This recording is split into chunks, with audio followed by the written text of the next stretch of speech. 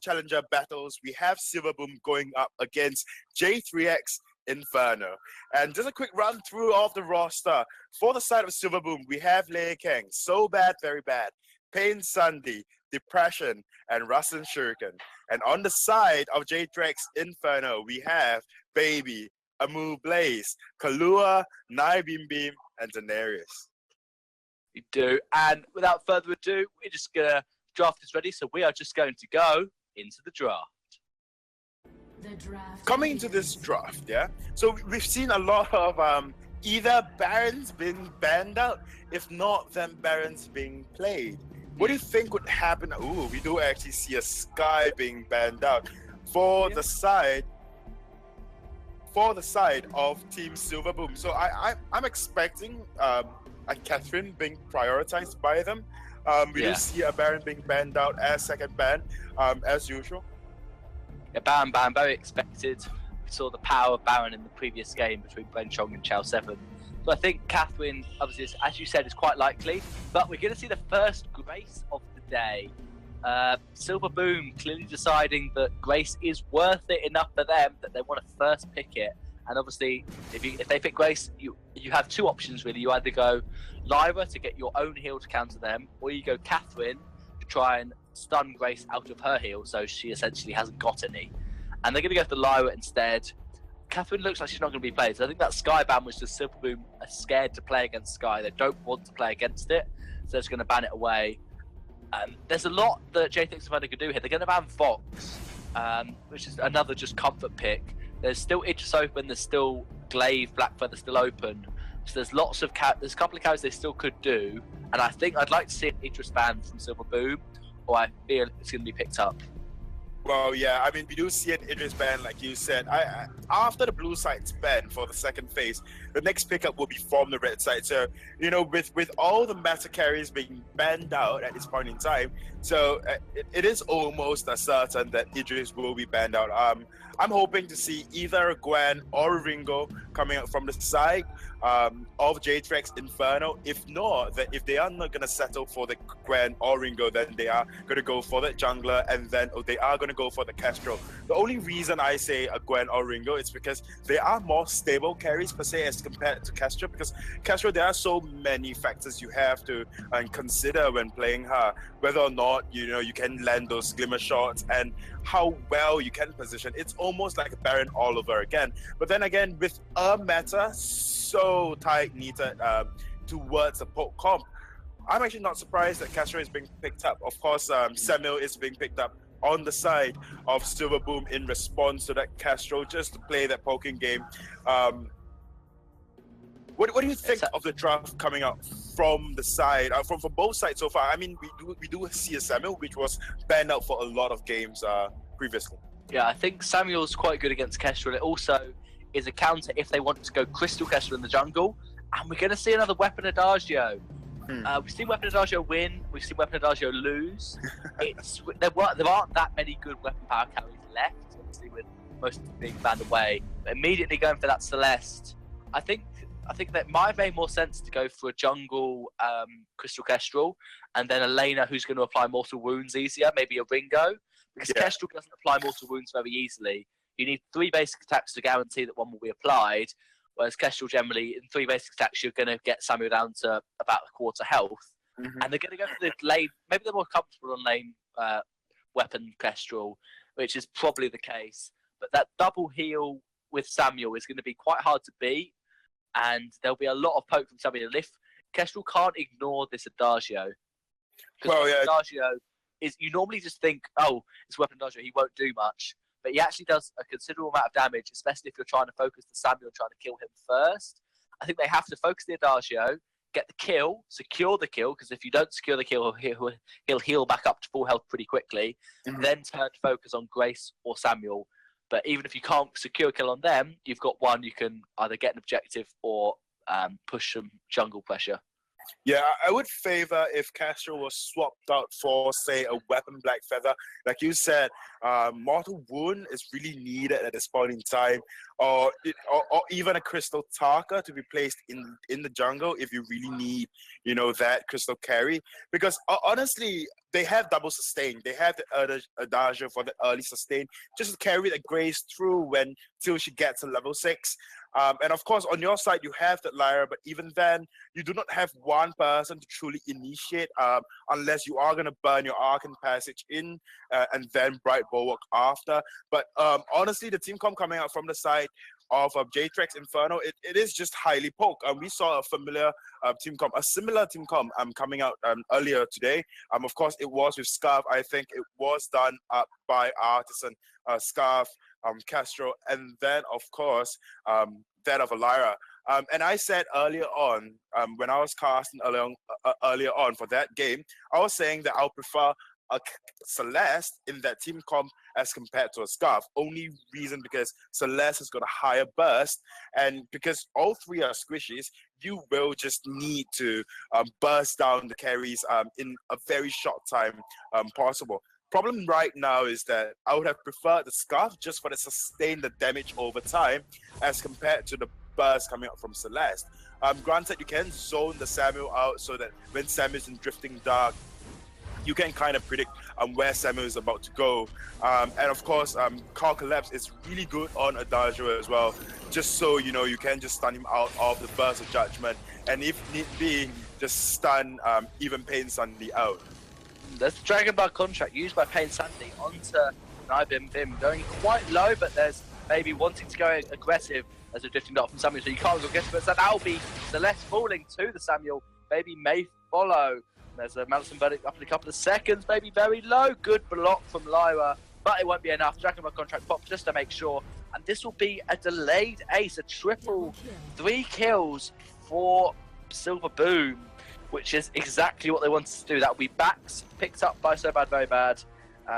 Celeste is going to try and steal them, but I doubt we'll be able to get much. She'll actually get one of her backs, and we'll not quite get the tree. And now Dajo had ported home. Baby's bootsing in to try and get So Bad Very Bad, but it's going very low. The Imperial Sigil from Lyra is going to keep him nice and healthy. Lovely holding over from Grace. Get a double stun. Samuel's going to try and do what he can. He's not quite going to get him, but Grace will get one. Grace will quite get the second with the Dragon Blood contract.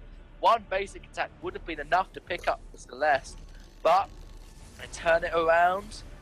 J3X Inferno, as I said, they turn it around. Adagio's going to come back again, and this is 7 kills, 2 minutes in. What a start to this game. I know, and 7 kills, 2 minutes in. It is looking rather favorable for the side of Silver Boom, although they are lowest in the sittings in the Vainglory 8, but they are very strong. I mean, although they are bringing out a rather not meta team comp with that weapon Adagio being picked up, but then we did say that we shouldn't ignore the damage that, weapon Adagio can possibly bring out. And also the damage reduction coming out from Grace. If you're going to pick up a Kestrel against someone who can just nullify 40% of your Glimmer shots, then I think it's a very good pickup, although I do not... So Bad Very Bad, using his Madison verdict in the wrong direction to quite pick up Lyra, and Laking could not help. This wave was far too big. There was a pretty massive wave, so he couldn't help try and get the kills. He had to farm up those lane minions. So now he's going to go on this Baby, but Baby has much more health, missing a couple of Glimmer shots, but a lovely Holy Nova will probably pick up the kill. Yes, Grace gets that with a basic attack, and here's the Retribution basic attacks coming through. Not quite going to be enough, and Adagio's going to push this wave in. Grace is doing happy with Celeste. He is going on the server very bad. Forecast is going to land. That'll be a Solar Supernova who's going to die. They're both basically attacking each other, but there's a kill traded both ways. 2 mages basically attacking each other to death. It's going to be a slow death. And it will be. Silver Boom rotate down, so it was a kill traded both ways.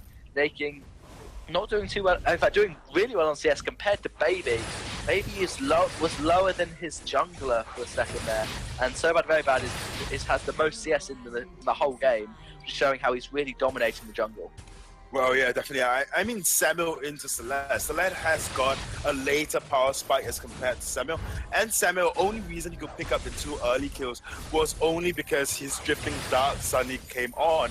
But then it is really just down to late game, whether or not, the weapon Adagio can still carry himself, and whether or not they can withstand the damage coming out from Nibim Bim on this Celeste. Drifting Dark is being used. Car Collapse. Oblivion. That's going to be the stun by Celeste. Going to get picked up by the Imperial Sigil, but Lyra only needs one. Own cart means her Imperial Sigil doesn't actually heal for very much at all. Grace is going to pick up that fountain. Lyra can't quite afford it, I don't think yet, and so she's going to rotate down with Celeste, try and get some ambient gold to be able to pick that one up. And minion candy on Grace makes a lot of sense. You want to use that to push the wave to force Kestrel to lose even more CS, and Lyra, a bit more ambient gold, should be able to get a fountain now, and she will get that. And so both captains now with their fountains. 5 minutes in, not too bad. So no one is in a much better position to fight. Pain Sandy still with that Dragon Blood contract, and Adagio already with the Poison Shiv and almost with a Tension Bow. This would be a very good time for him to fight, considering Kestrel hasn't even got a full Solar Blade, and Lei King has got 1.5 damage items really. That baby's going to go 1.5. 1.5. That's the way. And that Dragon Blood contract is popped. We're addressing this up. This core collapse, stunning up Lei King. So bad, very bad. Lots of poke. He's got the Oblivion. He's not going to use it. Not quite. The Mountain Verdict didn't pick up by him. Bim, sorry. And so bad, very bad. Just going to keep poking this time. Minion Candy to try and get a bit of damage. There's the Oblivion. Going to get one sleep, but he's going to be stunned up by the Celeste. That'll be almost a kill. Yes, it will. The turret was the kill. Lyra actually gets credit for that one, and she will fall to the Adagio. And we see the Lei King, if you don't focus the Adagio, will do very, very well against you. And he is. I mean, just looking at his build, he's going for that shift into. Oh, just look at that amount of damage coming out from Lei King on that Adagio. And he's going for that Vox build where he goes shift into Tyrant's Monaco as well. So I'm expecting a lot of sustain coming out from this Adagio, even in the early part of the game. I mean, you have Gift of Fire. Firstly, that is what you want to sustain. And then of course you have your Poison Shift as well. Anyways, first turret will go down 6 minutes in. And said 6 minutes in and 14 kills across the board. Even the side of Silverboom is actually sitting on a comfortable, very comfortable, in fact, 3K, close to 3K gold lead. So that's very significant. 7 minutes in as we are now. And Adagio with that full 2 damage items, Kestrel obviously with 1. Solar Blade is much more expensive than Poison Shiv or Tension Bow. A bit of a wasted minion candy by Lyra there. She used it to try and push this wave into turret, but Lei King still got every single minion, so 50 gold. Not too bad, I'm sure. Lyra won't worry about that. And J3X Inferno, they want to rotate up. One shot going to land on so bad, very bad, but this is the position where you want to be as Silverboom. That turret. No, they're not going to push turret. They're just going to rotate down and probably take Goldmine now because they know that J3X Inferno are going to rotate up to lane. They think they probably all will, and they are going to start the Goldmine. Very smart. Lyra's going to spot it with that Drifting Dark. They will see that, and Lyra's going to try and steal it. There's the Solar Storm. Lyra's egg does secure it. Lyra with the Imperial Sigil. It was just there. It stayed there for so long, and then she wait, pop it, and we secured the Goldmine. So that pretty much brought the 3K gold down to the 4K down to a 3K. So that's extremely good for J3X Inferno. They would have gone down to about 5K behind if that Goldmine had gone over to Silverboom. Well, honestly, at this point in time, J3X Inferno, all they have to do and all they can do is just turtle up and farm as much as possible. Get Celeste up to level 8, get all the items needed. I mean, just looking at across the board, yeah, Bim was only level 7, similar level as that of Lei King in lane. And then, of course, you have Soulbat very bad and Overdrive on Malice and Verdict. The amount of damage as well. And just look at the amount of damage coming out from Bim with that Core Collapse, not Core Collapse, sorry, Heliogenesis. But they are just going to back off. And I said, Soulbat very bad is sitting on a Frostbite. Samuel's by himself, and he's going to go in aggressive. And Adagio's going to follow. He's going to try and back off. They're going to sleep Celeste out of the Solar Storm. Bim not going to have that available for another 50 seconds. He's going to fall. Good stun by Kestrel, but he's going to be Atlas, and that's going to be a double kill for Samuel. They're going to chase onto this Lyra under Sentry. Lyra with the Arcane Passage will easily be able to get away if she needs to use that. And she will, over the wall, just to make sure she's absolutely fine. So bad, very bad. Taking the Sentry. Lei King going to take this turret, probably. Kestrel's up in 1 second. Yep, Celeste had to go back towards the base. That will probably be this turret falling. And they're going to get kill on Kaluha just to a little bit extra gold. But that maybe they do not get the turret. The Core Collapse did land onto Lei King, and he's going to have to back off. So they got the kill, but didn't get the turret in return. And maybe he's going to try and go in there 2v3. This is a good position for J3X Inferno to be in. One shot, gonna hit Pain Sandy, Feather's gonna get that home shield, but Celeste with the double kill. Celeste with one kill, Kestra with the other. Kestra's gonna try and get Lei King, he blocked before the glimmer shot even came out. Lei King just knew. There was no vision, there's only a scout chat for the side of J3X Inferno. Lei King just knew that Kestra was gonna glimmer shot, so he preemptively blocked, and then 2 basic attacks, and he got the kill. Fantastic. Lei King is 8-0, 10 minutes in. 8-0 indeed. I mean, Lei King is just impressive on this weapon adagio, going for that box build with the poison shift, tension bow, and that breaking point, and probably just going to go for like 2 defensive items, and then of course that boots. So honestly, just going through the team comp, you would think that the siege comp coming out from the side of J3X Inferno is just so much stronger, and yet they kept ignoring that of Adagio. But a lot of credits, I must say, goes down to Pain Sandy and her deliverance of Holy Nova. Because I must say, a lot of crucial Holy Novas actually landed in order for Adagio to secure those kills. They are going to siege right now. So, but Nomad doing well. He's in this drifting dark and doing massive balance of burning. That's some sort of Celeste. Going to go a little bit wide, and Silver Boom just wants to push these mini wave into turret. One shot, not quite connecting.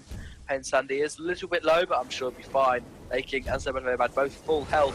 So let's try to clear this way, but there's a lovely drifting dark from something very aggressive, and Nibin Bim is going to try and run away. Maybe he's going to be stuck between the Samuel and the portal, and Dodge is going to get the tower. Dodge is going to get a kill. He's going to get a double. He wants to get a triple, but Lyra should be fine to get away.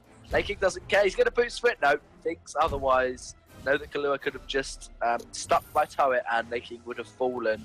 So that's another couple of kills and a turret for Silver Boom. They can either go for the gold mine or go for Kahlua, and they're going to try and get the kill. But Kalua's got a nice amount of health, that Fountain and Crucible, and going to steal that mid-train away with 1 basic attack. Like it's nothing. I do this every day. And actually, there is vision on this gold mine, and there were 2 ultimates. There's one on Celeste, which will probably be used now to try and steal this, and there's one on Baby. So Silver Boom have to be careful. There's still potential. Won't quite have a 1 shot. Going to pick up the kill, not going to get the gold mode. There's Core Caps, not going to land onto Lei King. He's doing the damage, he's basic attacking. He's going to 1v3, he's going to go for it. There's the Solar Storm from Celeste going to pick up Lei King, but Kestrel can get it anyway. Preemptive Fountain, just when they're trying to chase so very bad, and Kestrel's not going to chase under Sentry. Celeste is just going to try and take this mid and back away. A great fight for J3X Inferno. They're going to get a turret from it. It was Adagio being a little bit overextending, running in 1v3 with Samuel not there. I think what happened then was just complacency coming up from Lei King on this Adagio. Granted, he's close to full build there. He's just missing out on that Atlas or possibly a metal jacket, and then all he needs next really is just love. infusions. Yeah, it's love probably. But you know, honestly, I think it was just complacency coming out from Lei King. They had all the conditions to back off. They didn't have, they weren't in a favorable position to just stay in the fight. And yet, what Lei King did was put in, and then just went on a rampage, trying to 1v3. Granted, Nibin Bim on that Celeste was really low. Kahlua was really low, but then you cannot just dismiss the fact that iBaby on this Castro has got no damage at all. And there we go, Baby's gonna just fall immediately. No, the Arkham matches away, but all members of Silver Boom just gonna chase her. Now Celeste's gonna do what he can. There's the Oblivion, you're gonna have to walk away from it. You're gonna fall to the Adagio. He is playing fantastically, gave away the 1 kill, so he's not quite a nightmare. This will be a turret going over to Silver Boom. Pain Sandy able to tank this for quite a while with that divine intervention from Grace. And it's just, they're going to push for the win here. They'll probably get another turret and then back off would make sense. Because obviously with J3X Inferno able to back off to their Sanctuary, you don't want to be overextending, but so bad, very bad. So it's going to use that Drifting Dark defensively, but they're still going to go in. And this is going to be Adagio going to get Atlas by the Lyra. So Kestrel's going to be able to do more damage than he is at this point. Kestrel going to back off. There's the 1 shot, and the Solar Storm not going to quite connect. The Solar Storm did hit Pain Sandy, but didn't hit so bad, very bad, which is what you really wanted. And Silver Boom, again, they should back off now. They're being a bit overextending. So Momo wants to go in. He's got low energy. He's going to get stunned by the core collapse. And there's a block on the hood from Grace. It's going to be Lyra falling, and Laking's going to boot it. He wants Nibim Bim. He's going to get him. There's nothing you can do on this Celeste.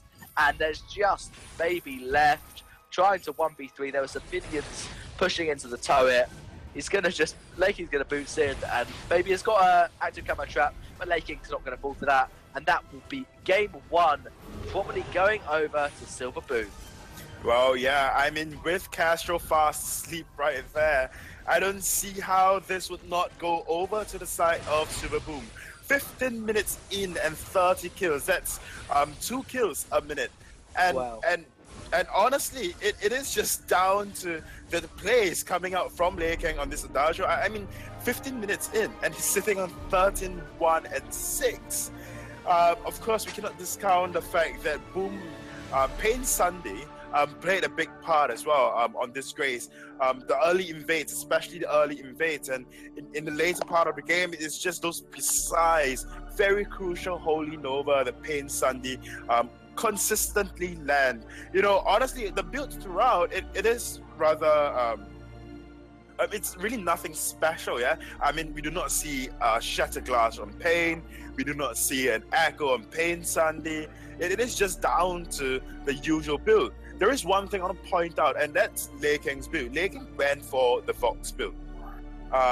He is really good on Vox, and I do understand why he goes for the Vox build instead of the traditional Adagio build that we've seen so often, and that is going for the Shatter Glass into Broken Myth and just stacking a lot of items on top. It's just basically like 4 red, not even 3.5 or 2.5. It's 4 red and 1 boost and 1 defense. So I think this is a great build for Adagio because you have enough sustain from Poison Shift and then of course Gift of Fire, and then you have enough damage as well because of your B ability, which you can just deal more damage when they are burned. So, you know, good play, very, very good play, exciting game coming up from the side of Team Silver Boom.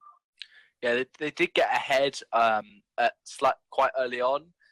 We saw there was about a 3k gold lead about 2 minutes in, so about 6 minutes in. There were 7 kills 2 minutes in, and so they could just keep pressuring from there. Samuel did well to keep farming up in the jungle. Adagio kept Kestrel from farming effectively, and then they could just get kills because Adagio had a much cheaper build than Kestrel. And that means Adagio could outpoke Kestrel. Obviously, if Kestrel would have got the 3 damage items that she was going to buy, then Kestrel would have done more damage than Adagio, because if you buy more expensive items, they're going to do more damage. Yeah. But Kestrel wasn't allowed to get there because Adagio kept pressuring when Adagio got the power spikes, so then Kestrel really couldn't do anything. Well, yeah, definitely. Anyways, this is the third match. This is the third set, the last and final set between the side of Silver Boom and J3X Inferno. And this, we will be jumping into the second match right now because draft is ready. So without further ado, let's go into the draft. Draft begins. The draft has begun. I think we're likely to see a Baron ban again, and that'll probably be followed up by a Sky ban. Unless, if Baron isn't banned here, then that leaves Silver Boom in a situation where they either have to let the Sky through that they didn't want to play in the last game, or let the Baron through that is a really strong hero. So I think it might make sense for Benchong. Yeah, they're going to ban the Grace. They don't want to. Sorry, J3X Inferno are going to ban the Grace. They don't want to play against it, and they're clearly not comfortable playing it themselves because their teammate, they could just pick it up straight away. So they're going to ban Grace and probably pick up Lyra if Baron is banned. And I think Silver Boom want to ban Sky. They're thinking, we don't want to play against Sky. If we do that, then we give them Baron. Is that worth it? And they're probably going to ban away Baron instead and then hope that Sky isn't first picked and ban Sky in the second phase. Well, yeah, but there is one thing. Lekang is really good on his Vox. So I'm not surprised if they are going to go for that Baron ban, like you say, force the side of... J3X Inferno to pick up a weapon carry, of course, and then of course with that they are going to pick up that Vox. If not, then the side of J3X Inferno after the side of Silver Boom bans out that Baron, then J3X Inferno will pick up that that Idris. Then with that Idris, the side of I can't remember. Silver Boom. Yes, Silver Boom will pick up that box because he's just so comfortable with it. So in Southeast Asia, it is known, that you play whatever they're comfortable with or most comfortable with, and counters and checks, you basically throw it out of the window. So we will see. I think draft would kind of run that way, with a Fox, with Idris on the side, and then of course forcing him to pick up Fox. Yeah, you can pick counters, but only if you're comfortable playing. Wait, what? First pick Adagio. They saw the weapon power Adagio in the last game and went, okay, we'll give that a go. That sounds like fun.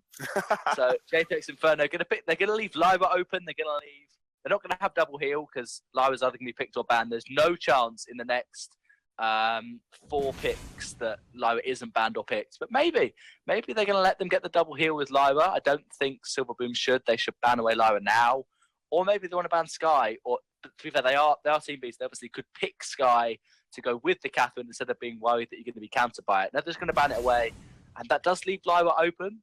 So obviously J3X Inferno could try the double heal comp if they want to, but I think it's more likely they're going to go that Adagio. They're just going to flex it and see what's best to counter what Silverboom want to do. And again, an Idris ban would make a lot of sense. Well, yeah, Idris being banned out, they are going to go for that Samuel ban. So I'm not surprised if Lei King would just pick up that Idris or even that Fox that he's just so comfortable with. And then with that, in response, I must say that the drafting coming up from J3X Inferno at this point in time, because Adagio is such a good flex pick, such a good one now, because honestly, you can play it in 3 roles. Yeah, you can have him CP, you can have him WP, and then of course you can have him as the classic roam. On the side of J3X Silver Boom, we are actually going to see a Castro being picked up instead of Fox. But then again, there's also another flex pick, whether CP Castro or weapon power Castro that's being played today. With the Adagio pickup, I think what synergizes best. I wanted to not say Arden. I wanted to say something like I don't know, someone that can fight with Adagio and just give Adagio the pill.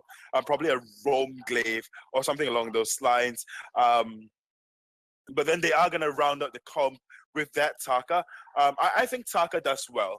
If the side of Silver Boom do want to pick up the Sky, then Taka will do pretty good into Sky. And in fact, Sky's Taka been banned, so they can't pick Sky. They banned it away. Sorry, they were too scared to play against Sky, weren't they? They were. So Taka is really good into the Castro anyway. So if do Silver Boom do come out with the triple poke comp, or rather double poke comp with another mage, then the preemptive pickup of Taka might work in favor of J3X Inferno. They could go for Petal. We saw Petal it worked against Taka, but Petal fell off too far into the late game. They're going to go for the Crystal Power Blackfeather. Again, that's just a comfort pick. Blackfeather's he's all right against Taka. You wouldn't say Crystal Blackfeather is a hard counter to Taka. So it's just Silver Boom. They're comfortable playing CP Black. It's most likely CP Blackfeather and Weapon Kestrel, but they might surprise us and go for that lane Weapon Pack Blackfeather and the jungle CP Kestrel. It could work.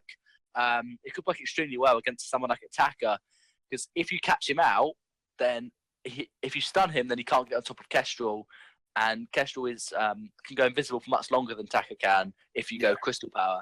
So it could work out, but I think they're most likely to go CP Blackfeather and just try and out-poke, which shouldn't be too hard against this Taka and Adagio. They pretty much have to dive in. Even though Adagio can do damage from range, Kestrel and Blackfeather will out-damage him from range. So the Taka Adagio has to dive in. Catherine's all right against stopping the dive. Not the best hero. Obviously, Lyra would be better against the Taka at stopping them diving in. But I think CP Blackfeather would make the most sense. What do you think, Luxuria?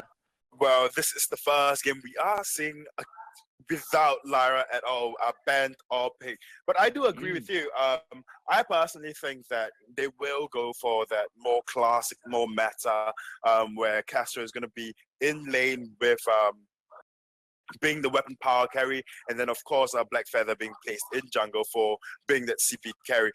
There is one thing I must say though, because we do see that Adagio, whether weapon or crystal, in the early game, Adagio has got it's just very strong because of the poke, firstly, and secondly is the gift of fire burn. So you can kind of harass your enemies and just allow Taka to just run through CP Blackfeather in the early game. Because honestly, CP Blackfeather in the early game, he's kind of in an iffy spot.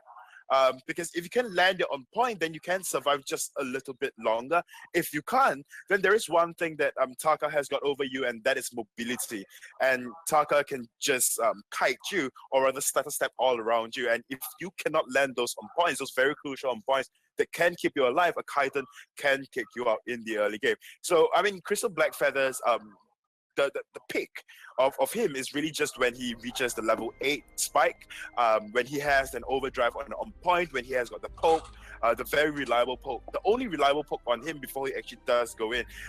So I think the comp coming out from the side of Silver Boom, it is still down to rather poke comp, when you have Castro just in the back lines, and of course you have the CP Blackfeather just going in from the front, from the back lines as well, just landing on points after on points. Hopefully they land and then take the enemies down lower, and then engage. Whereas on the side of J3X Inferno, they have got a better engage comp.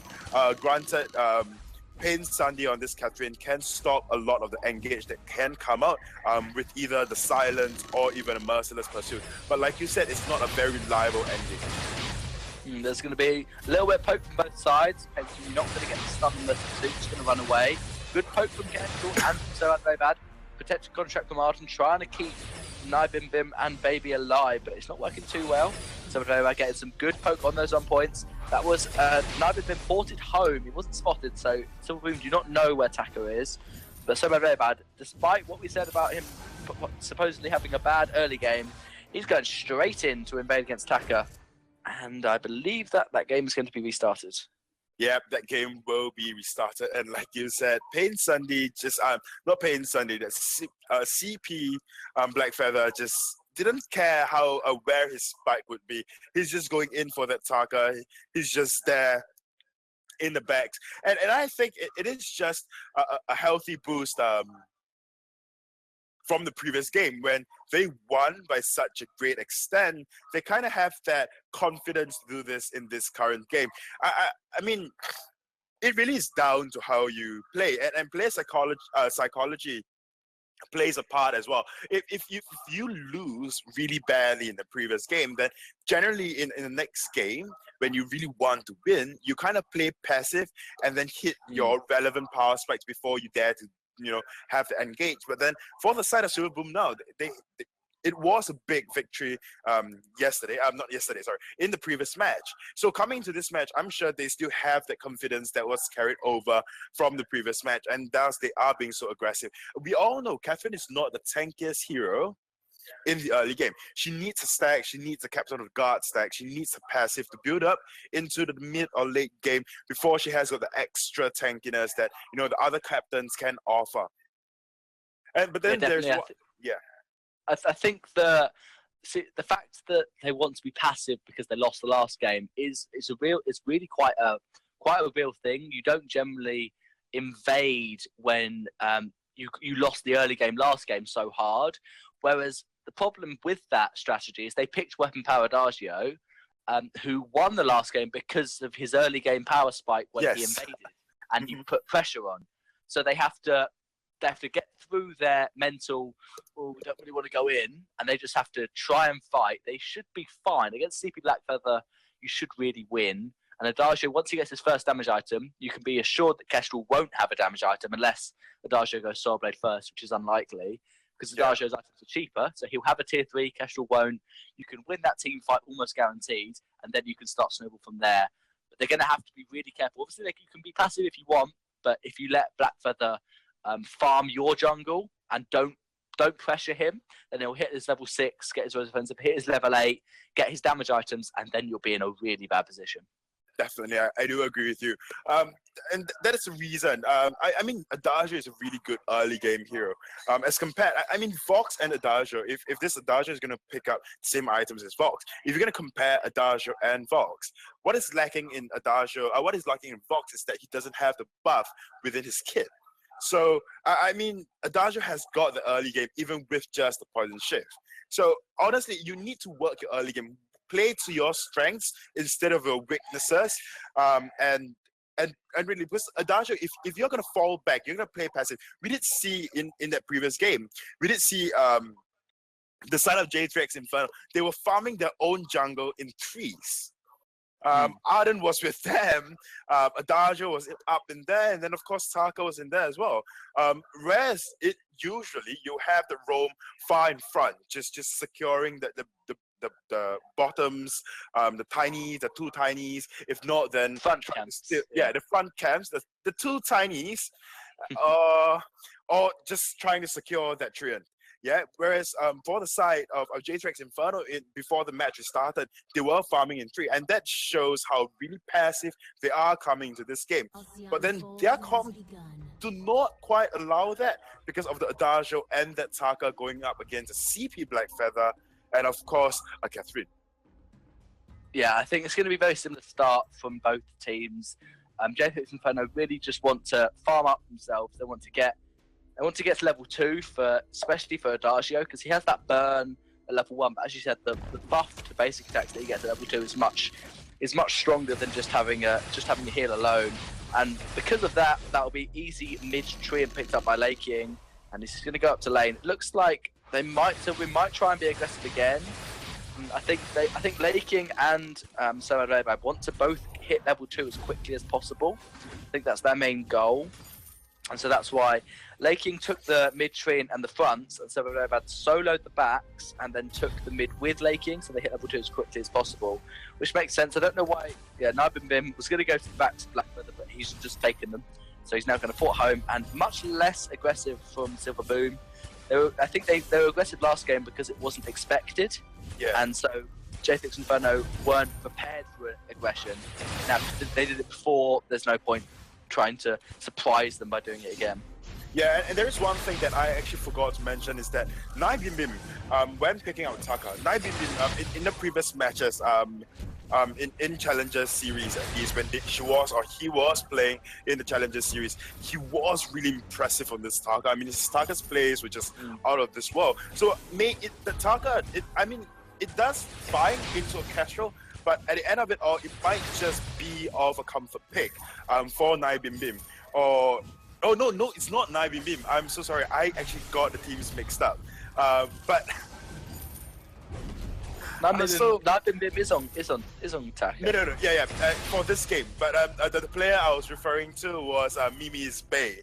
Played really well on that Taka. And that's going to be Adagio. Going to fall to the Merciless Pursuit gank from Silver Boom. Great gank there. Just this.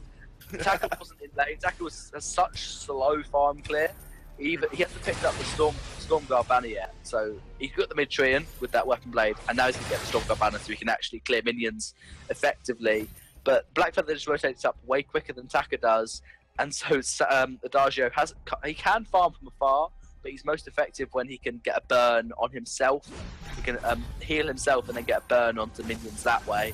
So he was a little bit extended, and Catherine's obviously going to be able to stun you pretty much 100% of the time. Well, yeah, definitely, and that is the only credible thing about Catherine in the early game, and that is your Merciless Pursuit. And you are very good at ganking with that. I mean, you are just gonna babysit with the meta just shifting aggression into lane. You can just babysit your laner, and then of course, whenever your jungler comes up, you can just start the fight or the gank with your Merciless Pursuit. Bim going very low on this Taka, gonna have to stealth away. We caught out by a flare. He tried to dive in onto Somadrebab, but a good on point and damage from Lei King as well. Just made sure Taka had to back off, and he's going to go and farm up. Probably going to get the mid tree, and Blackfeather isn't there to try and contest it. But no, Taka's probably going to be. No, he's going to risk it. He's going to try and get this mid tree along with Baby, and Blackfeather's just farming his own jungle at the back. You don't need to be aggressive on Crystal Blackfeather. You can just wait until you have a full Shattered Glass level 6 before you can start to going in, and most Black Feathers tend to wait till they're level 8 when they have that extra range on their 1 point. But you can start being aggressive as soon as you hit level 6 really on Crystal Black Feather. Right, definitely. I do agree with you. I mean, Shatter Glass is one of the power spikes on Black Feather. Granted, like you said, a lot of Black Feathers do wait for the extra range, that overdrive on point before they dare go in. But honestly, with your power spike, you must make use of every power spike you get, whether or not it's from items, whether or not you know it's from levels. For Celeste, the biggest power spike for her is that of the level, not the items. Whereas for Black Feather, it is just down to your first Shatter Glass, and then of course, if you can make full use of the Shatter Glass, then when you hit level 8, then of course you can start snowballing from there with that extra range on your point. Anyways, they are playing rather well. I mean, it's a rather passive game. It is not as crazy as the previous game that we saw when we had like what, 10 kills or 20 kills or something in the early parts of the game. Ridiculous number of kills. Ridiculous number of kills in a really short time. Ridiculous number of times. So time in a ridiculous number, not number of time, but in a ridiculous timing.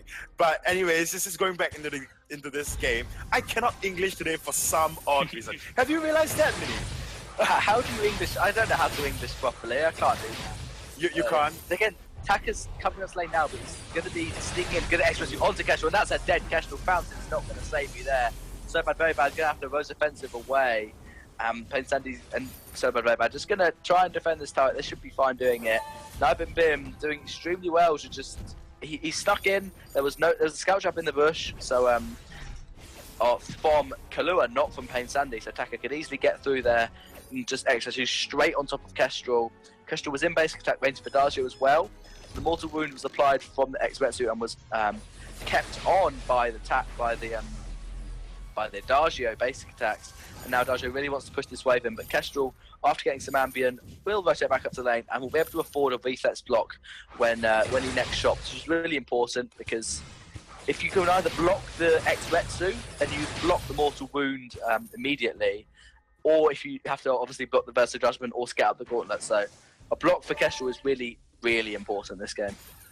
Well, yeah, definitely. I mean, you need to block out the Exretsu coming out from Taka in order to survive. I mean, we saw the amount of damage coming out from Taka. It's just one Exretsu, and Lei King gets deleted, followed by an Titan, and there was no way even a fountain could save Lei King after it was popped. So, you know, So Bad, Very Bad is now level 6, has got the Rose Offensive, has got the Shatter Glass, has got the Power Spike from the item pickup. And they are still playing rather passive on the side of Silver Boom. They are not the previous, like in the previous game where they just go ham. And I think it's just down to how comfortable they are in that hero. Just looking at Castro. Castro has got that Sorrow Blade, has got a Lucky Strike. And yet, nothing much has been happening. It's just 2 kills across the board so far. And I'm actually seeing, and I'm looking forward to just Nibin Bim on this target, just being a little more aggressive into So Bad, Very Bad, and just allowing this Black Feather to farm up. But that wasn't the case as well. So honestly, a lot of things could have changed. A lot of things could have done better, especially the macro organization part for both of these teams. I thought they are going to fight, but they are going to go back into the passage, just going to clear lane, disallowing any form of siege coming out from the side. One shot, one kill onto Baby.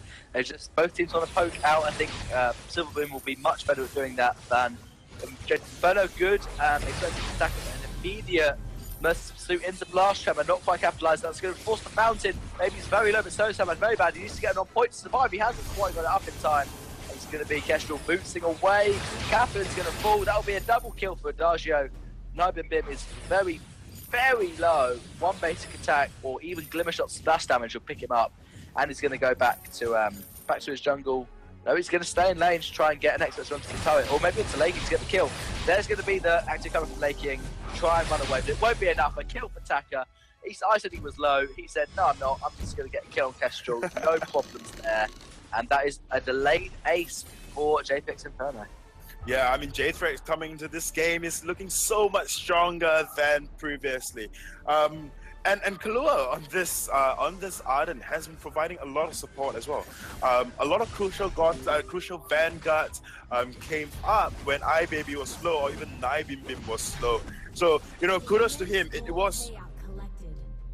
It was really good play coming out from Kahlua to just keep his team alive for a really long time. In fact, I mean, just look at Nibim's health. You saw it yourself, and we were saying it was just a splash damage away from death.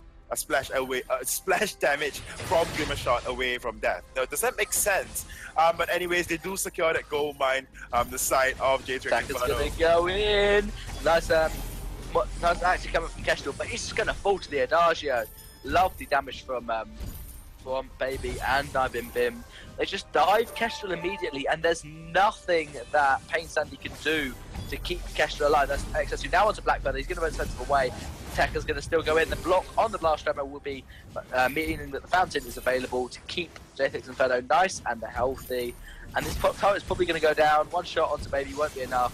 Tekka's going to get stunned up, but this will still be first turret going over to J3X Inferno. Lei King is kind of getting out of position. He's in the position where Taka could just be hidden outside and then immediately X-Rexing on top of Lei King. And so he either needs to get some defense, get yourself an Aegis or at least light shield on this Taka, or not get caught out, so that you're in position where Taka has to come towards you before he can X-Retsu, and then you can get your active camo stun off much quicker. Because at the moment Taka's jumping in, kiting over you, and then you're using your active camo attack and just run away because he knows you've gone invisible. I can just walk out of where your active camo trap's going to be. Lei King smart, just staying back. He's staying back much further than before. Well, yeah, I mean, Lei King needs to reposition himself, especially as a Kestrel when you're so paper, and that was one of my concerns for Lei King picking up this Kestrel, because unlike the Adagio or even the Fox that he plays so very often, it's not similar. You can't just be in the front line. You can't just be dealing out basic attacks of just how squishy you are, and your kit do not allow you to build a lot of sustain as well. I mean, sustain coming out from Poison Shift or Serpent's Mask, you're just not, you can't afford those items. You really need the Sorrow Blade, your Tyrant's Monaco, maybe your Bonesaw or Tornado Trigger, or even that breaking point to do any substantial form of damage. So generally, Lei King, or rather Kestrels in general, are really, really squishy. So, honestly, going into this game, we do see iBaby on this Adagio just picking up the same exact items as Lei King in the previous game. But Adagio isn't doing as much as compared to Nibim. I mean, Nibim has only 1 kill and 3 assists, but a lot of times he was the one that decided that he needs to go in, he needs to remove Lei King. He's basically the source that's keeping iBaby on this Adagio alive and going. If that even makes sense, because he needs to initiate. And Nibim on this Taka, he's going to initiate, and then iBaby just clean up after him afterwards.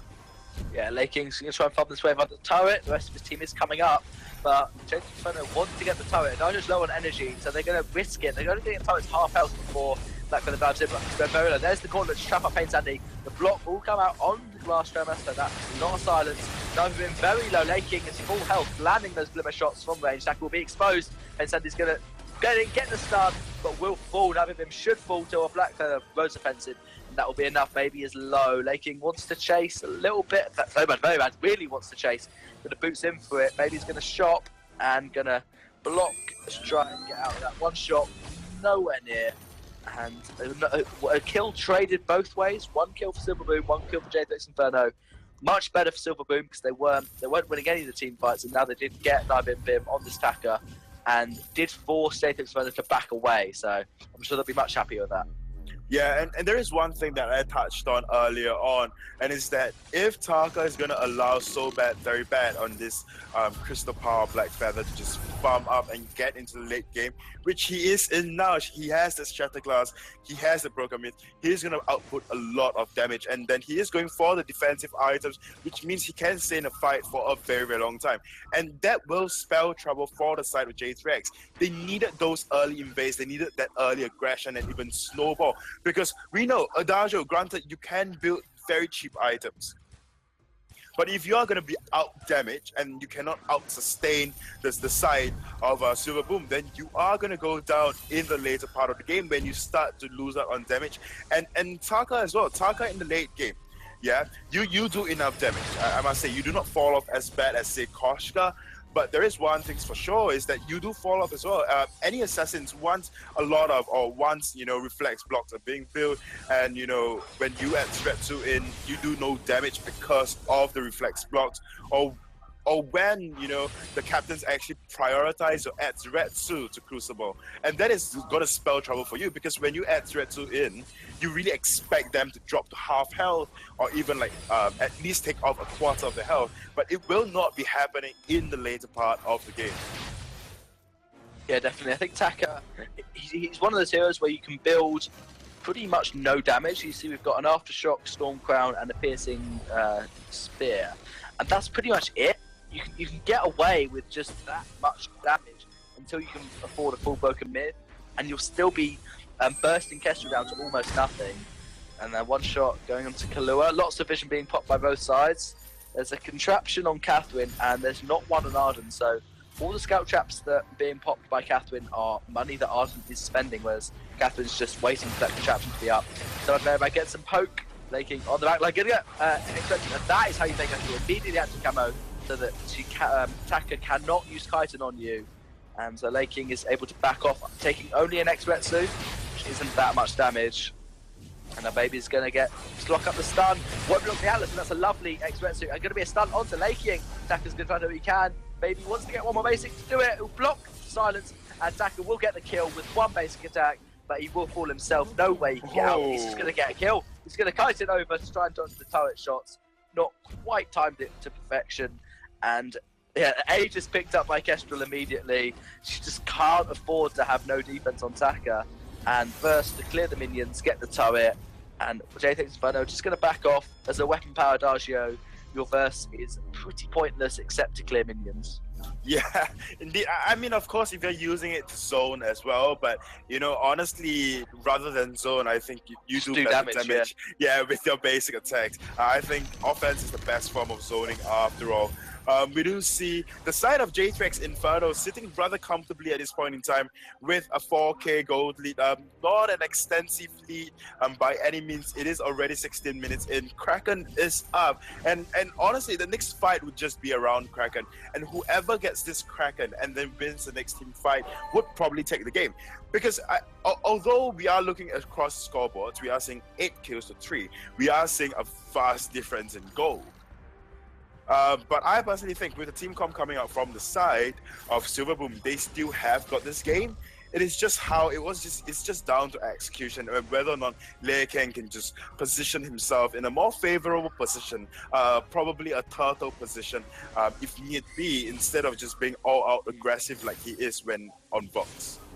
Taka's trying to sneak in to get onto Lei Kang, and his Kaku is up again another 3 seconds. There's no scout traps in the lane, so Nibamim is going to try and sneak on. He's going to just go onto Black Feather this time. That's good damage from Kestrel. He's going to be stuck in the gauntlet, going to block out and boot away. Taka's going to try to spin, and Kaku is just going to run. Good actually coming from Kestrel. The blast was not blocked, so they're going to get some poke onto Baby. Most members of J3X Inferno are very healthy. Kaku's going to fall, and Silverboom have to back off. Kestrel, only with 3 damage items, doesn't have the on-hit burst that we expect to see from Kestrel, predominantly because there's a metal jacket on Baby and Kahlua, and already tier 2 defense on Nibamim, which will be turned into an Atlas reasonably soon.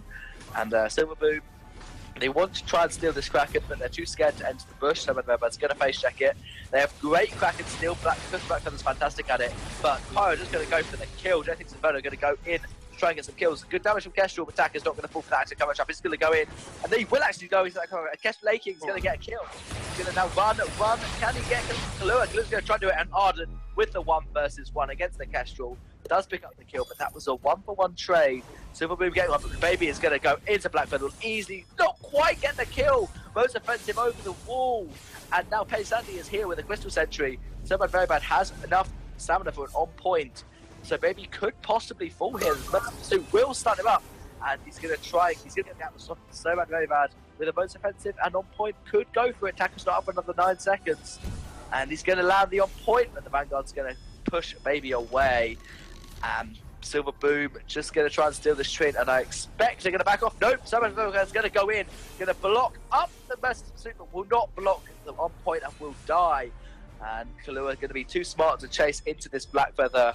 Sobat Nova playing expertly on this Black Feather, waiting for his on point to be up. As soon as it's up, landing it, getting the barrier, and getting some kill. Well, yeah, I mean, Sobat very bad. It's just very comfortable on this Black Feather. And there is one thing about Black Feather is that CP Black Feather especially is it's a real monster in the late game because your items are relatively cheap because you really just need 2 offensive items. And then the rest, you are kind of allowed. You can get away. Like that of Taka, be building another defensive item just so you can stay in a fight for a longer period of time. But then your core items are generally Shatter Glass, and then of course that of Broken Myth to kind of just get you and ride you through the game itself. You don't really need a lot of items. So you know, he has completed that. He's working towards his Metal Jacket or even Atlas Pauldron just to be on top of Baby and getting and just using Atlas Pauldron, slowing his attack speed. We are seeing that, you know, the side of Silver Boom is kind of coming back. They are getting their late game spike at this point in time. They are building their items. We do see a Bone Saw coming out from Lei King as the final and completed red item as well, just so they can take objectives a little faster. And we do see that Naibim Dim on this Taka is starting to lack damage per se. Not exactly lack damage, but then just cannot get away with jumping in and then assassinating Castrol immediately. Yeah, he needs to get that full Broken Myth before being able to actually do that. He just has to X-Retsu on someone, Chitin, get some basic attacks, get some Broken Myth stacks. Then if you have a full Broken Myth and you could dive in onto Lei King, the Lei King will fall quite quickly, even with an Aegis. And that Bone Sword is really important, especially against all the armor that J3X have got. Black Feather going to boots away. Doesn't want to get caught out there. And yet we see that Kahlua has got Metal Jacket, Coat of Plates. There's an Atlas Metal Jacket on Baby because they have to respect Kestrel's damage, and so to respond to that, Bone Sword makes sense on Kestrel, mainly because of the amount of pure damage you have. Doesn't synergize with Kestrel's kit, but just because you're one of those heroes where they go, if it's similar to Baron, but it's harder to play because you have to land Glimmer Shots as opposed to Baron, who you just have to tap and basic attack, which is why Baron's seen as too strong. I'd say Kestrel and Baron do very similar amounts of damage, but Kestrel's is a Glimmer Shot, is a skill shot, whereas Baron's isn't. It's just a basic attack. So yeah, the Bone Sword makes a lot of sense. It looks like they want to fight. Pence's going to get stunned. So Bone Sword stacks onto Kahlua. And the attacker wants to go in. He wants to find Lei King. He has got vision. There is Lei King. And Baby's going to try and boots in. And the Blast Tremor did land, but there's no follow-up at all. So Verback going to get an on point. Gets Broken Myth stacks up. Kestrel just waiting in the back line. Completely fully built, except for tier 3 boots. And then Kestrel will be finished. Pain Sandy's just going to stand in that bush. A bit low on energy, but your Catherine, you should be absolutely fine. And Lei King's just going to back off. He wants to either get Journey Boots or House of Charges. And J3X have just shopped. And Kestrel's going to immediately active camo as soon as it gets caught out. And J3X could try and get the Kraken. They're probably going to pop all the vision. And they are actually going to start it up. They're not just going to bait it. And now Pain Sandy should know. And yeah, Silver Boom aren't going to just let that Kraken go. Pain Sandy will spot it out. There's a Kestrel with a one shot and a Black Feather non-point.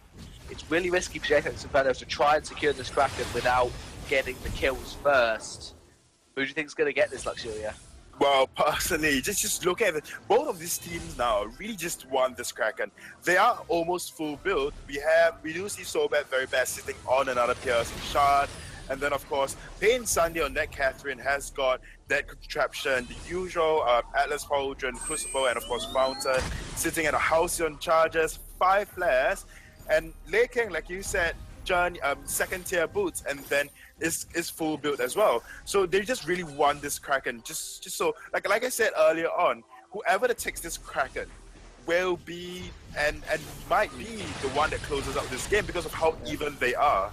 Gauntlet down, it only landed onto Catherine, didn't stun up Lei King or Somanova. The Blast Tremor didn't connect. Atlas we blocked up, and Baby's going very low. Black Feather's going to pick up the kill onto Adagio. Kestrel's also low. He's going to get the stun onto Taka. That's big. He's going to get damage onto Kahlua as well. And that is Kestrel getting a kill. Catherine getting a kill. 55-second death timers. You are very right in the fact that we are in such late game that Kestrel could probably get 2 turrets, possibly even 3. And so bad, very bad, and Pensandi can just secure this Kraken by themselves. With the death time is so long, they probably could have even tried to push for the win. But Silver Boom going to be much safer. They're going to get probably 3 turrets and then just wait for this Kraken to get the last one. And yeah, Laking could even try and push for the win. Well, I mean, there's a lot of possibilities right now that you are giving me, and I think Laking might just push for the win right now. I mean, that is a possibility. Oh, we have Adagio that's up right now. Oh, nice from Laking. He's trying it. He's been spotted out. Will he survive? No chance. And Laking's just going to try and right. Let's get some damage. Let's try and kill. There's a dodge from Taka. Let's just try and kill someone. I've been flared out. I'm just going to try and glimmer shot to victory. But he did get so much damage on the turrets, and his problem was he split focused the turrets, which is what you meant to do. But then he left the top turret to not die. Just one basic attack would have done it because he wanted to get the bottom turret at the same time. But then the minions died, and he couldn't get the top turret anymore. So he left himself in a horrible position, couldn't get away. This may be a free Kraken for J3X Inferno, but that turret is so low that all Silver Boom have to do is just not die, let the Kraken get a couple of shots on turret, and they just go for the Vayne. They can just go for the Vayne right now, and they should so bad, very bad, just rushing in. Gonna go for it. He's gonna most offensive out and block the gauntlet. Lovely most offensive, and the silence will land. He's gonna go back in the gauntlet and try and do the Vayne. Will get the Vayne. Black Feather picking it up. Mercy Jones went for good measure, and game 2. What a turnaround from Silver Boom. You thought they were gonna lose it. They had the gold deficit, but they won one late game team fight, and that was it. Got the Kraken and just pushed for the win. That was, and the side of J3X Inferno just allowed Silver Boom to farm out. I mean, just go through the boards, yeah? Although the side of J3X Inferno, they had the gold advantage. Problem is that after you reach a certain amount of item, there's really nothing much you need to get anymore. So any extra gold is really just useless. Yeah, whereas on the side of Silver Boom, you just allowed them to farm up, you allowed them to get items, you did not apply any more pressure than the pressure that they gave you in the early game. And then you just did not commit at all to your snowballing plan. And that is why with a City Black Feather, with a weapon cacher, they just have to find a good spot, a good position. And, you know, and in the late game especially, they can just run through your team like it's nothing. Especially with a weapon power Adagio, the fact that you've built a poison shiv and you've built a tension bow means that your build is extremely cheap as compared to Kestrel with Sorrow Blade and Double Tyrants, quite expensive items. Yeah. So that once you're fully built, if you don't immediately try and take a team fight, you're just going to be worse and worse and worse off the later in the game it goes. And they had the gold lead, but what they got to the point where Kestrel was fully built, and once Kestrel gets fully built, your gold lead is gone. It's pointless to have a gold lead. You could be 15k gold ahead, but if the enemy is fully built, gold is pointless at that point. Yeah. And so they got to the point where it was coming into Kestrel's hands. Black Feather outscales Taco really well in the late game, and Silver Boom just waited. They turtled up and they got to their win condition. Definitely. All they needed was just to turtle up. And like you said, any gold after your enemy has completed their items is useless gold. So you can have 15,000 gold lead. You know, hell, you go ahead and have 100,000 gold lead. It will not affect the enemy at all. Anyways, draft is ready. And without further ado, let's go into the draft. The draft has begun. We see Silver Boom are currently 2-0 up. So if they win this, they will remain in the Vainglory 8 for next split, and J3X Inferno will have to win their way through the Challenger Series once again. So very important game for J3X Inferno and for Silver Boom. I'm sure Silver Boom, even though they didn't get any points in the Vainglory 8 this split, they'll be definitely wanting to stay in there for the next split. And instead of seeing Adagio weapon, we're just not going to see it. I think that's a pretty smart ban, because Adagio is just, when played correctly, is so strong as weapon, and it's a good counter. And we're seeing Baron left available. Do you expect to see Baron being picked first, or are they going to go Lyra or Catherine and maybe leave Baron open to be countered? Well, I think both of these teams would really prioritize on this Baron. I don't think that Grace is a relevant ban at this point in time when there are other like ban-worthy heroes. Even that Adagio, I don't think it's a relevant ban. especially when there's a Baron, there's a monster out there like Baron, there's Idris. I don't see why Adagio is worthy of that ban. So Baron is going to go over to the side of Silver Boom. And it's just now down to J3X Inferno and how they really counter this Baron. We saw once they actually tried to counter the Baron.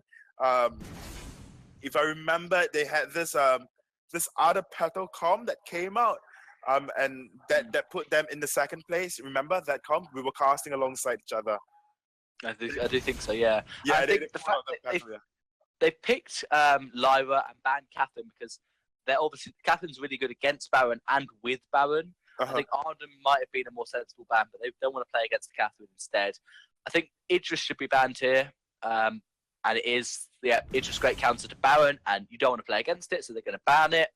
Blackfeather would be a smart pick. You can go either Crystal or you could go Weapon, and that's an all-right counter to Baron. It's not the best, not as good as Idris would be, but it will work. Or they might just go for the comfort pick of maybe a Kestrel or a Ringo.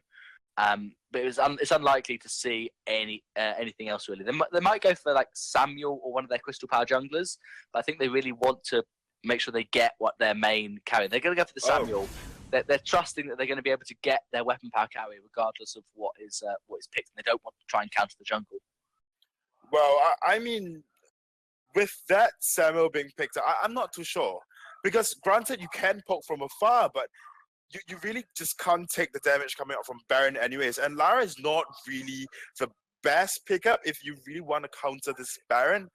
Honestly, you have to sustain, and we were talking about it before. If you can out-sustain Baron's damage, then you could probably win him in the fight. But you are giving away that Celeste. I was about to come to that Celeste. It's that Celeste does well into a Baron if you can poke him from afar. If you say you have like a Catherine on your team, you can go in for that Baron. You can lay your core collapse into a Heliogenesis, Supernova, and Solar Storm, and Baron will be deleted, right? So it's really down to who can delete who first. So we do see that Ringo being picked up on the side of J3X Inferno to try to counter this Baron. What do you think? I like that. I like the Ringo pick. I think it's better than Vox. Vox is the obvious pick because you can dodge a core collapse from Celeste and you have a chance of out-damaging Baron. But we've seen that Ringo has the chance to out-damage Baron in 1v1. It didn't work earlier today because Ringo got snowballed by Baron having his early game tension bow, tension bow. But it can work extremely well if you're allowed to scale to late game. Samuel will probably give that option to Ringo because Samuel will be able to invade Celeste, stopping the rotation up to lane, and Lyra will be in lane to keep Ringo alive and keep him able to survive through Baron's mid-game power spike of Soul Blade Tension Bow.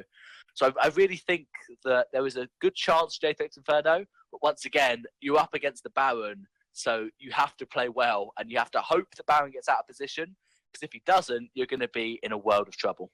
Yeah, I mean, you are up against a Baron. Granted, with your explanation, J3X Inferno does have this game, but they have to play 11 out of 10. In their current condition, I mean, they've lost 2 games in a row. I hope that isn't affecting them at all, because up against the Baron, firstly, you need to be super dedicated to like take down this Baron, and honestly, with the Celeste as a threat as well, and both of these heroes can put out so much damage as well, and with an Arden that's backing them out, helping them zone enemies out, it will be difficult. And it's whether or not this Ringo can stand his own ground when he's up against the Baron in the early game. But we saw in the first game when Lei Kang actually when Lei Kang was on Adagio, he picked up his core items and he decided to snowball from then on, right? So I think even with this Baron, if he has that macro play, he knows his mechanics well, then he can probably do that with Baron as well. And that Ringo we saw that lost out to Baron was because that Baron knew how to snowball and work his advantages. So I think it is quite relevant for Lei Kang as well. I mean, Lei Kang hasn't shown to be a bad player. In fact, Silver Boom, a lot of us actually wanted Lei Kang to be playing in the VG8, but then he couldn't make it for so many times, and thus Silverboom is nowhere on the leaderboards. When I say leaderboards, it's not the bottom 3, of course, and that is why, I mean, Laken coming back during the challenge battles, it says a lot. I mean, we saw his mechanical skills, and his team is really just protecting him, helping him zone out, helping him peel, and just getting him to a safer spot so he can put out damage, and a lot of it. Whereas on the side of J3X Inferno, we saw them perform. Although they haven't been doing very well this past few games, even in last week as well, they were kind of rocky. So coming to this game and not banning Baron, and just risking yourself to just, you know, being taken out really, really quickly, it's just giving yourself an extra hard time over Lei King, who is already giving you guys a hard time. Yeah, because if they'd have let Grace through, which was they thought, okay, we don't want to ban Baron, we want to ban Grace because we don't want them to play it. It's kind of like, if they pick Grace, you're not going to win the game from Grace alone. Yes. You win the game because of the carries that Grace is supporting and protecting. Whereas Baron is complete opposite. You can win the game alone on Baron if you just have a jungler and a captain who don't die, don't feed too much early game, and then let Baron ramp up. You can. It's not definite, but you can pretty much win the game from there. And Silverboom going to try and steal away this Treant, and it will be picked up by Lyra, I think that was. Yeah, Lyra's the best at stealing, probably the best captain at stealing things, I'd say, is Lyra, because that Imperial Sigil that you can place down, it will stay there for quite a while, and you pop it at the moment that you think you should steal. And it's just fantastic at getting minions, minions, Krakens, gold mines, and turrets. You steal turrets? You probably could steal a turret with Lyra if you really wanted to. but yeah, I do agree with you. I mean, it used to be Arden, right, with Blood for Blood, or even Catherine with that Blast Tremor. But anyways, we do see, like you said, I maybe on that Ringo in lane, and Lei King, and we are not seeing a lot of pressure coming out from Nai Bim Bim on that Samuel, which you actually said Nai Bim Bim should do, and I must agree with you. As a Samuel, you are so much stronger at level 2 as compared to, say, a Celeste, because honestly, as a Samuel, you can kind of dodge out a lot of the core collapse or helogenesis when you're in your Drifting Dark, because you're forever moving, yeah? But the problem with that is that if you're not going to allow yourself to just put pressure in the jungle in the early game against a Celeste, then you will suffer later part of the game. And even then, although Nai Bim Bim is coming up to lane and putting pressure for and against this Baron, but then you have to understand that Celeste ramps up as well, and ramps up into a god in the later part of the game. And you are just an early to mid game power spike hero. In the later part of the game, you really have got nothing against Baron and a Celeste. Yeah, once Celeste gets her items once it hits level 12, that's when you really see Celeste start to out-damage Baron, and she's going to get a mid-tree and boots away. Celeste saw Ringo was rotating and just basically attacked with the minion and then had enough. So bad, very bad. Going to farm up, probably port home to get some items, or maybe even rotate up to lane to get some ambient gold with Baron, which does make sense. Because you don't really need gold in your captain, you need it on those carries and the jungler. And Samuel did port home, so this is a 2v3 in favour of Silverboom in lane, but Celeste's going to notice her backs have spawned, so it's going to go and get him, and Lei King probably going to port home. No, he's actually going to jump jets to get the ambient gold with So Bad, Very Bad, because his wave was already pushed, and very smartly, Pain Sandy put minion candy on those minions when Baron rotated down to get ambient gold. So yeah, it costs you 50 gold from your captain, but it pretty much guaranteed that Baron loses so much less CS than he would have if those minion candy wasn't used, because you know as soon as they see someone rotate to the backs, you push the wave in and try and force them to lose minions, which is extremely hard to do when they're minion candies. Yeah, definitely. They are preparing a siege right now. They are just it's great to see from the side of J3X Inferno that they are not allowing breathing space for this Baron to even grow and ramp up, which is great on their part. But whether or not they will be committed to getting objectives is another thing. Ooh, Baron is taken really, really low. Baron's almost going to pull the baby. He's going to one more major attack. Would have done it, but he's staying on the turret. And there's Celeste. What? Up the kill. Celeste. Celeste was at the backs of Nai Bim Bim. which I think Nabu knew, so he rotated Celeste back because there was a mission with the Tribush where Celeste tried to steal it. And Nabu does get the backs of Celeste, but Celeste is at 31 CS and didn't quite get the kill. Kahlua being fantastically OP on this Lyra, but Arden wants the kill, Arden gets the kill, and now Celeste trying to follow on Samuel. Celeste is level 6, Samuel's level 5, that will be a kill for Celeste, almost definitely. She picks it up, Ringo's going to rotate down, and going to boot to the Celeste. The core collapse is not available for another 1 second. Now Baby has to run away. Celeste has that core collapse up now, so Ringo, if he wants to chase, he'll die to the supernova of that Helio. And so bad, very bad. Fantastic Solar Storm when Ringo, he dived Baron, he took a couple of turret shots thinking, oh, one more basic will kill him. And then Celeste went, nah, you're going to die to my Solar Storm. I'm on the other side of the map. You're not expecting me. Boom. Yeah, well played by So Bad, very bad. Yeah, it was well played because I was looking at Ringo, yeah, and I was like, oh, he's just going to be let off with 1 health left. Then I'm like, oh no, what just happened? Like something shiny hit him. Oh, Solar Storm by Celeste. Well done, Celeste. So anyways, they are going to reset the lane. It's going to go back. Ooh, but then it's 3v2. Yeah, 3v2 Lake King. Going to try and keep Face Andy alive with damage, but he's probably going to fall. He has to jump this away, and that's the Hellfire Brew. Not going to be blocked. It's going to use the Protector Contract, which should be enough. He shouldn't try and get that minion, but he's going to anyway. He really wants the minion. He's going to get it. It'll be fine. Lake King managing to survive that Hellfire Brew with the Protector Contract from Arden. And the end of Vanguard, just in case it got a little bit low. So bad, very bad. Now rotating up to lane, only level 7, so this is not the best position for him to fight, but everyone else is level 6. Good start onto Kahlua. There's the aggressive drifting dark forward from Samuel. They want the turret, maybe he's probably going to try and get it. They're actually going to go for Lake King instead, so they're not going to get the turret down just yet. Lake King's going to port home, or really wants to port home. J3X Inferno just constantly pressuring this turret, forcing Lake King to not be able to port home or lose the turret. And he is going to back off, but So bad, very bad. It's not going to just die without, not lose the turret without a fight. Maybe he's going to fall, but he did get the kill on bound on the way. And another thing will easily become Pain Sandy. Actually, won't. The health generation from Arden was just enough Junior's gift keeping him alive. Kahlua is going to not have enough energy for him, but he has got a fountain. That was a good bait.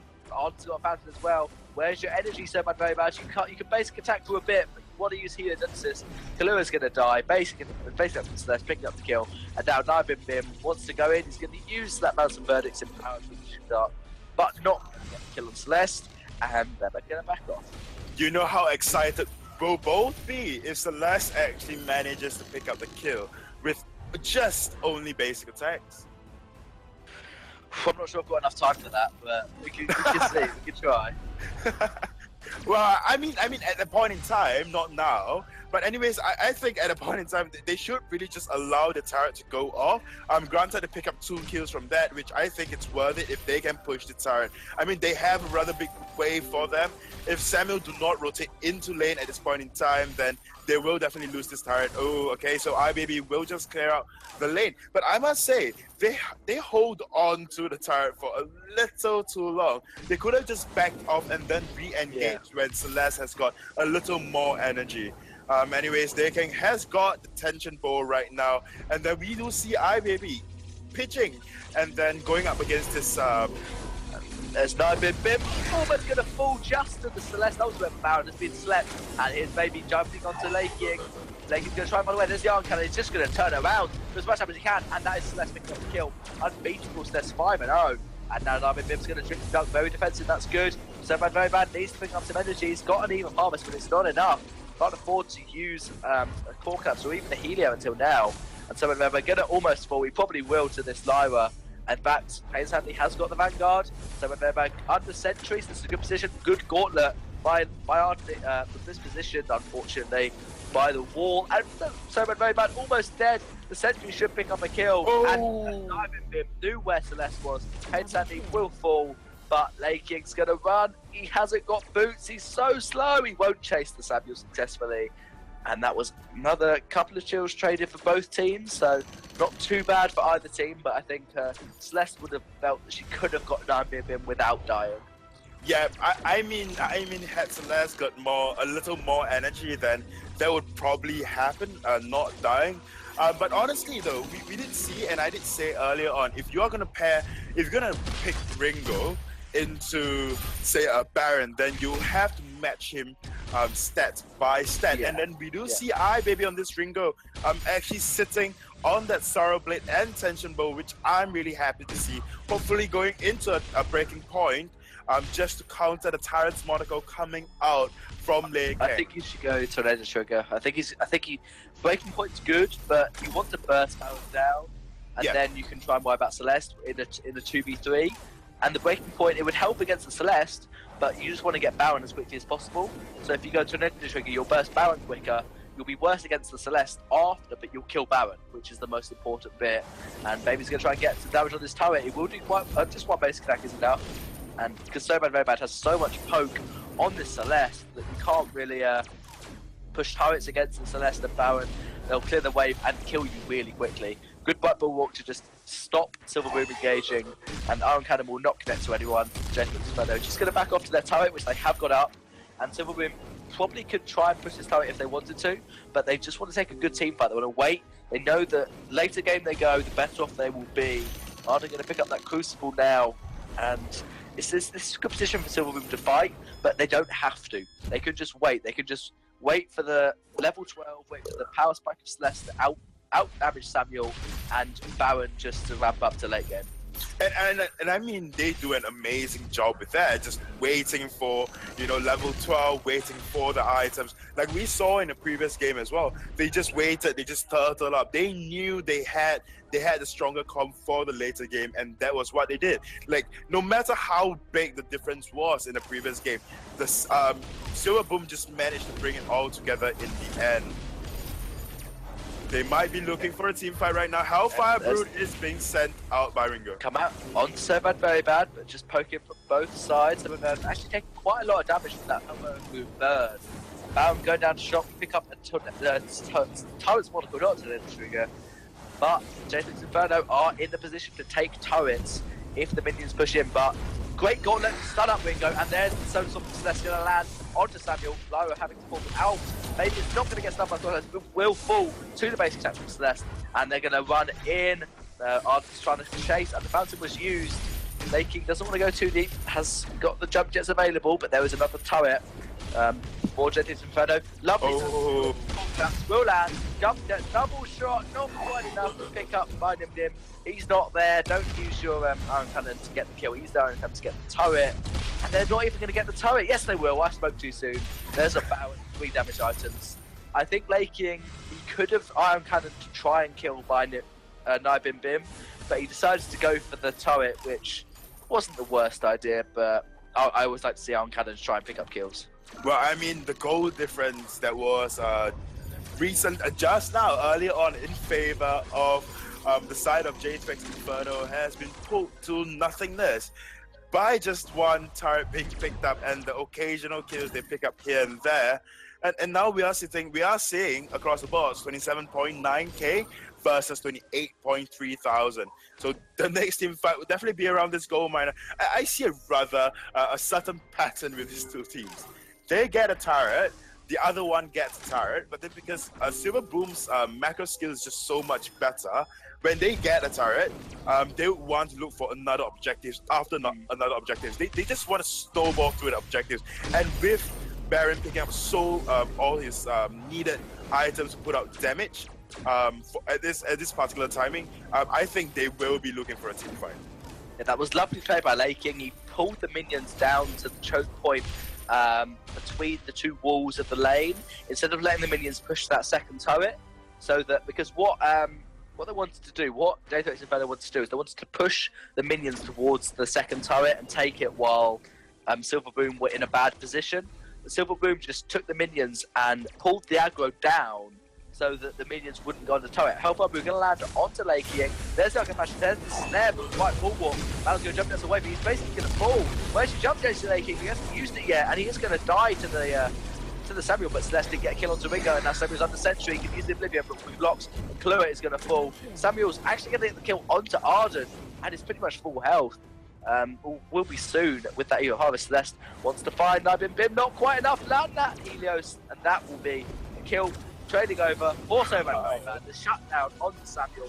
Celeste is going to try and solo the gold mine with Ace Buff. She shouldn't be doing it without any problems. Yes, let's look at that gold mine by herself. Yeah, I mean, this is the first ace of the game, and we do see so bad, very bad on this Celeste, soloing a gold mine. And of course, just extending their goal lead further. I'm not sure what was wrong earlier on with Lei King. Probably jump jets stopped working for him. He could have ran out. He didn't want to use it. He didn't want to. He was snared at the start, which makes sense. But then he was out of the snare. Maybe he got. I was going to say silence, but there's no silence. I don't know. He just didn't want to jump jets. Yeah, I mean, if that's silence that's gonna happen, then of course you can gonna see that logo there. But I think his jump jets, or maybe his jets, just malfunction at the point in time, and thus not being used. If I'll be honest, the next fight, like usual, both of these teams have this really good pattern to really watch out for. I mean, first you have the turret, then they will try to fight around the gold mine, the last gold mine for his breath, the last breath before the Kraken comes up. And then when the Kraken comes up, you see both teams kind of just infuse up and just dance around in lane like they are gonna do now. And that only when one team decides to like, truly engage, then they would start rebuying their infusions. I mean, it's not a wrong thing, but honestly, the side of Silverboom, if they are gonna plan to engage as well, they have a better engage. I mean, Gauntlet is up. They have everything. Solar Storm is up. Ooh, the side of J3X Inferno might be looking for more. Maybe he wants to go in. He's just going to use that Twirling Silver to run away. And Lei King wants to buy an infusion, so that's why he doesn't want to fight right now. But is fully built in terms of damage. Those 4 completed damage items. I like to see the Tornado Trigger last item as opposed to a just another Tyrant, because it really helps you reduce your jump jet's cooldown, and you could just get a couple more basic attacks off in the team fight, which really can make the difference on a hero like Baron when they do so much damage. I think you said Baby was matching Lei King in terms of damage, but now he's not. He's gone for boots, he's gone for a block, he's gone for potential defense, and there's going to be the Hellfire Brew. Going out, going to hit all 3 members. Let's start on the core collapse, on the edge of the Arcade Passage. It's so bad, very bad, and Lei King doing so much damage immediately. That's the problem with playing Lyra. You use your Arcade Passage in, Celeste immediately knows, I know where your entire team is going to be in about half a second. I'll put a full collapse, stun up, get a double stun, use my ultimate, and get a triple hit on that Solar Storm. And then there's Baron, just basic attack, double shot, basic attack. If you stand together, if you go through the portal, that means you have to be together, because you've just come through 1 point, out to 1 point. So Baron will splash onto all of you. Baron should get this type with the jump jets. Nope, just 1 basic attack will be enough. That's a Kraken, and only 2 Vein Crystal turrets left for J3X Inferno. This could be the end of the game. Yeah, I mean, it was really just all so bad, very bad on the Celeste. I think the Celeste pickup into the semi was a really clever one. It was a rather iffy one at first. There's the Arcade Passage and the Blind Ball going on Celeste, and they're going to use the sleep. Going to land, but blocked up, and there's Celeste doing lots of damage with that Solar Storm. Baron's going to get a kill. He's going to get this one, no trouble. Double for Baron. And 10 kills for Solar, very bad, but Lei King getting those in the late game with a great secure on Baron, and that will no doubt be game 3 for Silverboom. There's nothing you can do against a late game comp like this if you let them get to their late game power spike. This fade will fall in about 2 seconds, and it's just gone. Yeah, it is. It has been shattered by... Oh, paused, of course. But anyways, we do see that, and it's so bad, very bad. The mechanical skills on Celeste, at least, was insane. She was really good with the Celeste, but I think I faulted at Nai Bim Bim on the Samuel, just not going in for the early game when you obviously have a spike over so bad, very bad on the Celeste, and I think that was what that allowed the side of Silverboom to just come up, you know, and just turtle up successfully. Who does that? Who is able to turtle up successfully except for Silverboom? In 2 games they actually managed to just hold it in and turtle up successfully, and got into their late games, got their items, and eventually just rain havoc down on J3X Inferno. Item build wise, yeah, it is quite a unique build coming out from Lei King, with that Tornado Trigger. But then if the game does go any longer, I'm sure we'll see another Tyrant's Monaco to make it 100% crit.